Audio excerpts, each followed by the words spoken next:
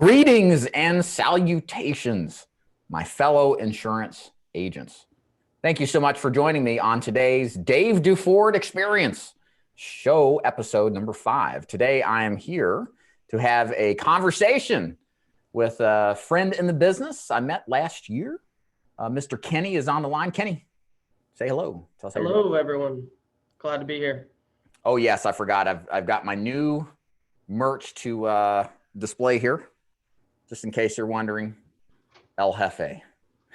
Like it. All right, that's not funny. All right. So so the purpose we're here today is to really just discuss with Kenny what his process has been going from final expense to now Medicare Advantage. Kenny's been in the business for a while selling final expense. They made a decision to move over, and really the purpose of doing this is just to kind of describe to a lot of you guys out there who are selling final expense. Maybe you've thought about doing Medicare Advantage, kind of want to hear it from the horse's mouth, what the transition is like. So Kenny, if you don't mind starting, tell us a little bit about yourself and your background. Yeah, so full disclaimer, we have sold Medicare. I've sold Medicare since I've been in the business, but it's been exclusively Medicare supplements. Gotcha. Got into the business though, final expense was the bread and butter, always had been. And we'd catch Medicare supplements here and there. It was a great way to get into the door and meet prospects to cross-sell final expense, essentially. And then whatever Medicare supplements you picked up along the way were great. And of course, you've been doing it 4.5 years. You wouldn't be doing it that long if you weren't having some level of success. Right. Certainly were. But we hit a turning point where we looked at the book of business that we were building and just realized, man, we're leaving a lot on the table. We need to learn a little bit more about this Medicare Advantage stuff. Right. So you have been doing Medicare supplements for quite a while and have been walking past the Medicare Advantage is essentially what it was. What was your reasons why? Because you've had 4.5 years up at this point to do Medicare Advantage. What were some of the kind of concerns you had as to why you didn't get involved with it? You don't know what you don't know, first of all, since I was never trained on it. And those that I was, I guess you could say, in business with before weren't interested in it. Right. I wasn't exposed to it for one. And it's pretty complicated when you first look at a Medicare Advantage program for the very first time. And as you peel back the layers, you find it's not all that intimidating. That was one reason. And number two, we actually, with, as you guys call it, a practice company, they kind of brainwashed us early on in my career not to mess with Medicare Advantage. So it's amazing how many of those policies were left on the table during those, these first few years. Yeah, I look back to in my time as a full-time insurance agent selling final expense, 80% of my clients were Medicare Advantage, probably special election period eligible. It could be flipped through the year. I just walked past it, and I probably would have had 500, 1,000 in clients and renewal income, but yes. And there's some good reasons, arguably, to do one thing over multiple. But after some time, I think with some experience, repping multiple products is a bit easier once you've mastered the first one. So I think there's a progression, right, to get to that next level. Well, that's an interesting point because it kind of went full circle for us. So we've always cross-sold, like the guy that kind of helped us get into the business came from a banker's life background. So he was real big on cross-selling, and that we were introduced to that early on. And in some ways it was a detriment because I really had to learn Medicare supplements, final expense, some annuities, cancer, dental, vision, hospital all at once. And so over time, what's funny is we made most of our profit, we really made ends meet with final expense. But I looked at what we were doing once we started our own agency, and we said, well, let's really double down on Medicare supplements. And what we found was that was just in our market and for the people we were seeing was harder for us to scale. Okay, so once we made that transition to Medicare Advantage, it has really taken a chunk away from our cross-selling. I'm not saying we don't cross-sell anymore. That's far from true. But we've been able to scale so rapidly that you almost have your ears pinned back. And we're really writing a lot of Medicare Advantage and only taking the cross-sell when it really makes sense and it's just presenting itself. Yeah. It's like, here, I need to get a better insurance policy. Please help me kind of thing, otherwise. Yes. This is the same thing that when I interviewed Adam out of Detroit, he wrote 1,000 MA plans last year, first full year in the business. Used to be a great final expense agent. Decided renewable income was important at this point in his career. Yes. And yeah, like he walks past all sorts of final expense deals, not because he doesn't like it, but when you're doing 30 plus appointments a week on one thing and it pays the bills, it does well, that's all you're thinking about. It's like laser focus. And a lot of top producers do that. You know, they get rid of the, how do you say, the generic method and then go kind of specific or specialist. So I think it's a good thing to do. Well, there's a lot to, not to cut in here, but if you're working several counties, you're constantly having to stay on top of the different advantage plans that are available in those different areas. And it's not that it's not overwhelming per se, but you're very consumed in these appointments. And I actually love it. It's my favorite appointment to run. It's my favorite presentation because it's a puzzle.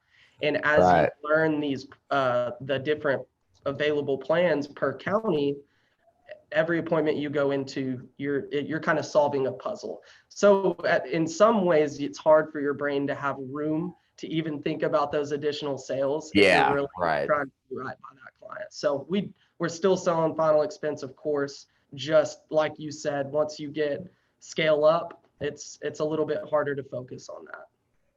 So how does Medicare Advantage, since you've got Medicare supplement experience, how does the sales process compare to Medicare supplements? Is it more technical, more involved, less involved? What do you think? Yeah, so I think from a broad overview, it's an easier sell, but the sales process itself is actually not nearly as simple. Those Medicare supplements, if you're familiar with that market at all, it's very standardized. It's very much, I can get you the exact same benefits for a better price. Do you like me? Would you like me to be your agent and save some money? If you can understand that concept that each plan is the same and I'm getting you a better value, that's it, sales done. How with Medicare Advantage, there is no one size fits all. You can't just pick one carrier. You can, but you're not always going to be doing right by the client. The plans aren't standardized. If someone moves from one county to another, it can drastically change their options. So the sales process itself, you've got to be a little more focused and ask more questions to ensure the doctors are in network, the drugs are there. But with that being said, so few agents are out there and really knowledgeable. In my opinion, there's a lot of agents out there slinging Medicare Advantage, so to speak. They don't really learn the product inside and out. And so there's just not another guy down the street that can do for them what I'm walking in and doing for them. Right. So from that perspective, the sales easier, but the sales process is a little bit more involved. I think you've got to have more technical knowledge. How long does a normal Medicare Advantage presentation take for you? From beginning to close, if I'm not cross-selling, of course, if I get on a phone interview or if I'm seeing multiple people, but just a normal, just focused on a Medicare Advantage presentation, 45 minutes. Okay. It's not too terribly bad. So, no. So what do you, how would you say, if we look at Medicare Advantage, what are the there's different markets in the Medicare Advantage space, right? You know, it's not just one strategy, there's multiple ones. And what I'd like you to do is explain, what do you do? How do you find business and what makes it a unique strategy? Sure. So we do one thing, we focus on direct mail, of course, so kind of tried and true. I think that we've picked a mail piece that's specifically geared towards lower income, but it's not just duals. So we're talking up to 55, 60,000 per year, but as low as 0 per year income. So you are going to capture a lot of low income, but not necessarily Medicaid eligible. It's really going to vary there. So direct mail is the main thing we're doing, but we also do seminars. We try to do 2 a month. And we get, as you can imagine, you get a little bit higher net worth or higher income individuals in those seminars. But what we find, especially when you have really competitive Medicare Advantage plans like we do in our area, that many of those folks will actually choose Medicare Advantage over a Medicare supplement. Right. So that might be what sets us a little bit different, is that we also do seminars. But what's the beauty of that is those are in the evenings or on a Saturday. Right. So we're running our appointments, hoping to run 25 appointments a week off of our direct mail leads. That's the core of our business. Nice. And as far as the people we're seeing, it is not all Medicaid. I think that's a misconception out there. I would, in fact, say maybe only 15% of the people we see are Medicaid eligible. Now, 50 to 60% of them may be eligible for some level of LIS, which is a low-income subsidy, but they're not Medicaid eligible. So it's a much broader market than a lot of folks realize. Do you see a lot of chronic plans on these? We do in our area. We have 2 excellent chronic plans. So I'd say, from what I understand, we might even have more opportunity just because of where we live than others. So yeah, we do a ton of chronic plans, and most folks aren't even aware that possibility was there. So it can be really life-changing. Right, definitely. Yeah. Do you think Medicare Advantage is more competitive or less competitive than final expense? Do you feel like there's agents breathing down your back selling Medicare Less Advantage? competitive, in my opinion. Most of your actual volume competition is coming from phone sales agents. Really? Wow. And call centers. In fact, one of the first questions we ask when we get into a presentation is, Ms. Jones, how did you purchase this policy? How did you? And we absolutely love when they say they got it over the phone, because we're local and they love that. So they can't. No, it's very rare to get.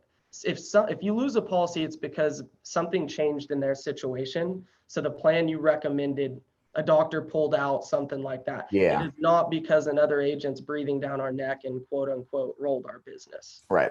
A couple of things I want to point out for you guys that are newer to Medicare. So a couple of Medicare Advantage lingo we're using. So a lot of what we do in this space is what's called special election period marketing. And that's essentially looking for prospects that can not just only change during the end of the year, annual enrollment period, but it can change at any time of the year because there's some qualifying events. I mentioned chronic plans. Those are specific disease type of plans that cover it effectively. And if you fit the profile as a prospect, you can flip out of your plan to that one. There's also, if you make beneath a certain income level and qualify for a low income subsidy, that triggers an SEP event. And then the dual Medis, that's when somebody makes such low income, they're on Medicare and Medicaid, they're eligible for special election period opportunities to flip. So that's our core strategy, simply because there's not a lot of people targeting it, like T65 or even AEP. And there's a lot of people that are inferior plans, and that's what I was going to ask you next is, can you kind of, without obviously sharing client information, I'm curious, like, how is this sale made? How do you pitch? Like, what are you looking for in the plan that they have that's inferior? And what do you offer that is better? I'm curious, is it copay differences, doctors, or, free ambulance rides? What's the main thing? Yeah, good. It's a great question. So I think that you let the client tell you what they're looking for. So they filled out a direct mail piece. Were you just solely interested in saving money, potentially qualifying for a low income subsidy? So that's one part, right? Are you just concerned that you're paying too much money, whether it be monthly or when you see the doctor, and you have a concern there?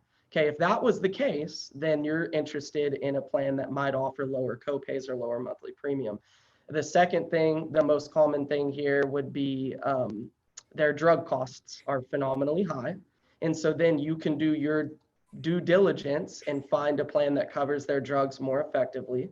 And then probably the most common one actually is additional benefits that they didn't know, that they may even already have some of those benefits built into the plan that they have, but nobody's taken the time to explain to them. And so you find out which additional benefit is most important to them and make sure they're on a plan that maximizes that benefit.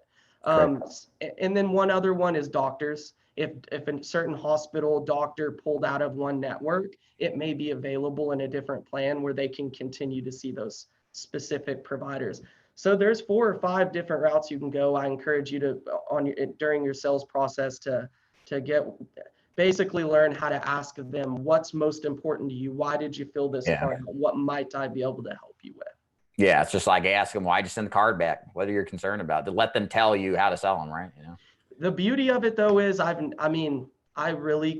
just began Medicare Advantage in October, and I don't know that a single person didn't say that one of those things was concerning to them. Yeah, It just doesn't happen.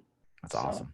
I got a couple questions here from the audience. Let's hit these up. By the way, if you're watching this live, feel free to ask questions, and then be happy to ask them live on the air here with Kenny, who sells Medicare Advantage. So Jeff asked, and you can answer this or I can answer this. That's pretty standardized. What's the commission schedule and residuals on these plans?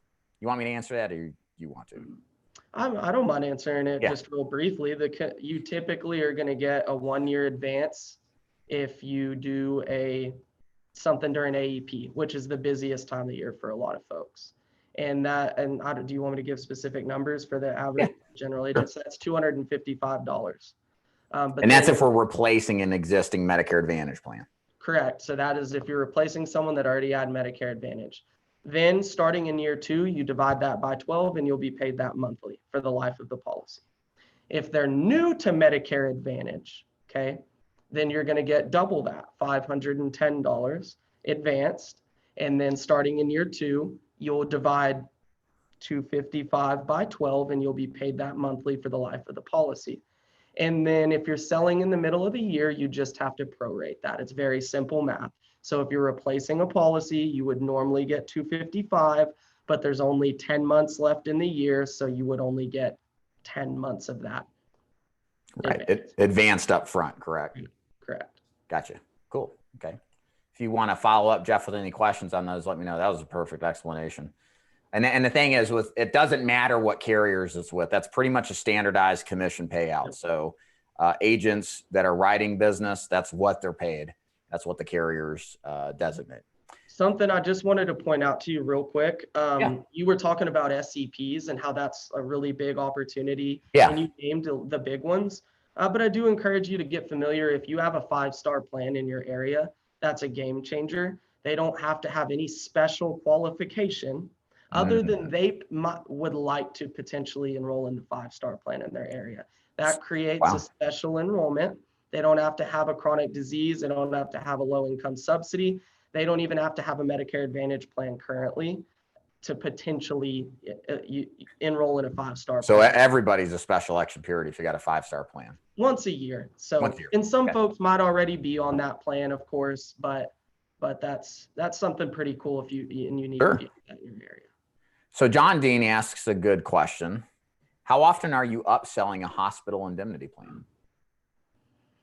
That varies from county to county because we've got some really cool plans that have really low hospital copays, but it's still probably 40% of the time, 50% of the time, I would say on average. So you're getting the indemnity plan sale too? Absolutely. Really? Wow. So the only time that you're not going to get it is if they're so low income that they're on Medicaid, they're not going to have a copay anyway, or they're right there on that border where they're not going to pay any bill they get anyway type deal. And for our audience that are just brand new to Medicare, why does somebody with a Medicare Advantage plan want a hospital indemnity plan? What's the benefit to them? There's on a lot of plans, a fairly large inpatient hospital stay copay.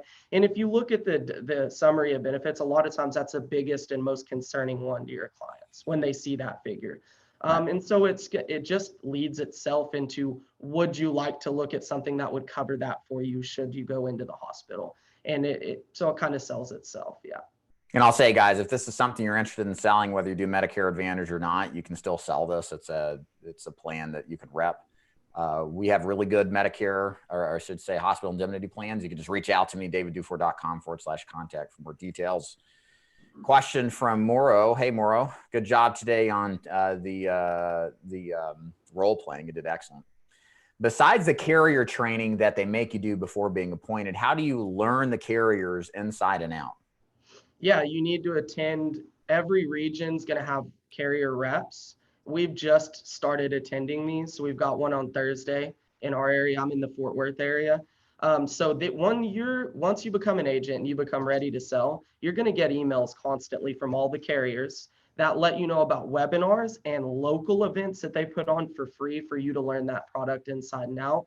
I encourage you to attend those if you're interested in selling Medicare Advantage, because you're going to create a relationship with an actual carrier rep that you can potentially reach out to in the future for questions. And then just like anything else, guys, you need to be partnering with somebody that knows the ropes and that can help you learn the stuff before you get out there in the house. Yeah. Yeah. Now, the nice thing about the Medicare Advantage space compared to final expense is there's a ton of carrier-based training. It's very intensive. It's completely different, I think, than a lot of final expense agents are used to. And there's lots of resources. It's just your job to jump into it and absorb it as much as possible. Ira, hey, Ira, what's up? I run into people who have been called by phone agents often, and are agents allowed to write apps using the 5-star SEP? I think you answered that, right? Yeah, I mean, I've walked into houses that carriers have been mailing out specifically advertisements from the carrier for that 5-star plan. So it's fair game for if you run into, or you have a current client, or I don't personally send out mailers that say anything about 5-star. So I don't want to speak to that, but I can tell you that I see frequently the 5-star carriers mailing out advertisements for that plan in that special election. I don't do it personally, but. Gotcha.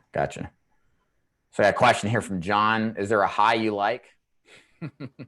I'm sorry? Yeah, that's what I said too. I don't know. I think I'm going to ask him to repeat the question. There's lots of highs I like. The high of making the sale is one of them. Hospital indemnity. Oh, okay. I think that's what he meant, but. Say that again. I think he meant a hospital indemnity. Oh, okay. Probably. Do you want to, what do you like? Which one do you write? We use GTL and UNL. They're kind of sister companies. They have a really nice suite of products, but all of our friends in the industry use Heartland. Yeah. The only reason that we stuck with what we've done is because we developed a relationship with GTL and UNL over the years. But Sure. Heartland's real popular, and there's others as well. So. Right. Excellent. Well, very good. So if the last question here, and Kenny, thanks again for being on. Mm-hmm. If we're thinking of our audience that are interested in selling Medicare, they're selling final expense, and they're worried about getting started, what advice would you give them, as far as you've been on both sides of the deal? You know what it's like to be in Medicare. Is it something that they should seriously do or consider? And should they be worried about the compliance and all the testing stuff? What's your thoughts on that? Sure. So I would just point out, first of all, if you've been selling final expense for any length of time, you already have a perfectly compliant way to speak to your current. If you have an existing business relationship with somebody that you've sold them a policy and you serviced them in the past, you can actually open a Medicare conversation with them without even having to worry about compliantly advertising, number one. So you actually have a leg up on anybody else that might want to get in the Medicare Advantage space. Number two, if you develop the right relationships with somebody before you get started and those carrier reps, and you utilize, both sides, the compliance is it's blown out of proportion. There's some rules, no doubt about it. You got to cross your T's, dot your I's, but I wouldn't let that scare you away. It's just an upfront learning curve. You know what it's doing? It's keeping everybody else out of the Medicare Advantage space. So if you're willing to make that leap and climb a little bit to learn that initial, the initial stuff that you've got to do, then you've really separated a barrier between you and others that aren't willing to do that.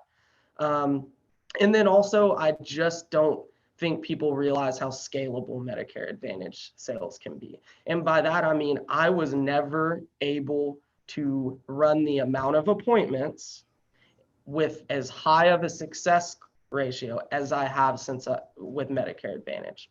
So not with the MedSup appointments, not with final expense appointments. Sure. To me, we're not as easy to scale. So right. Excellent. Well, thank you so much, Kenny, for being on the line today. Guys, if you are interested in investigating Medicare Advantage, of course, we have an opportunity for you. I recruit agents to our Medicare Advantage program nationwide. Some of the benefits include access to all the major regional, national, and sometimes even local carriers. We helped Kenny get hooked up with one of them. And we also have lead subsidy programs for our most productive agents, and lots of training opportunities to duplicate the kind of success that Kenny's having. So if that's something you're interested in the bottom below down here, there's a link. It's to my overview page of the different programs to do. Click that. Excuse me. Then click on the Medicare Advantage, and that will take you to more details on how our system works and explain all about the leads and how everything works. And then if you like what you see, you can schedule a time to speak with me, and we can talk about the process of moving forward. So Kenny, thank you. Thanks for having me. Always good to talk to you, Dave. Yeah, I appreciate your time. I know you're super busy, so thanks for this very much. Yep, you're welcome. Have a good Bye, day. guys. Y'all take care. Thank you.